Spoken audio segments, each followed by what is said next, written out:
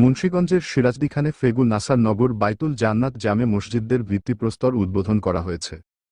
শুক্রবার 11টার দিকে সিরাজদিখান উপজেলার মালখানগরে মুন্সিগঞ্জ ২ আসনের সংসদ সদস্য সাবেক স্বাস্থ্য প্রতিমন্ত্রী বিক্রমপুরের হাতেম তাই মিজানুর রহমান সিনহা প্রধান অতিথি থেকে ফেগু নাসার নগর বাইতুল জান্নাত জামে মসজিদের ভিত্তিপ্রস্তর উদ্বোধন করেন।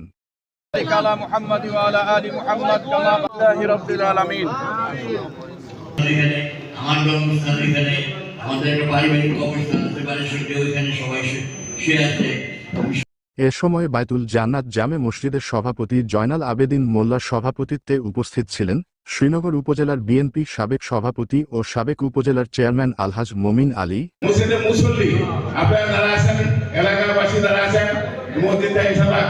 সিরাজদিখান উপজেলার বিএনপি সাবেক সভাপতি বীর মুক্তিযোদ্ধা আব্দুল কুদ্দুস হিরণ,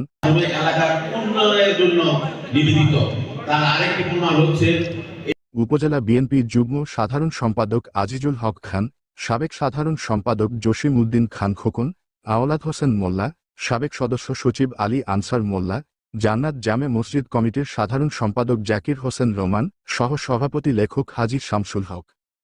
উপজেলা যুবদলের সাবেক সভাপতি মোহাম্মদ ইকবাল হোসেনের সঞ্চালনায় উপস্থিত ছিলেন মালখানগর ইউনিয়ন যুবদলের সাবেক সভাপতি দেলোয়ার হোসেন মোল্লা, মসজিদ কমিটির যুগ্ম সাধারণ সম্পাদক জাফর ইকবাল সোহেল, ইউনিয়ন বিএনপি নেতা নির্মল ছুই আল, মোহাম্মদ সোহেল মোল্লা।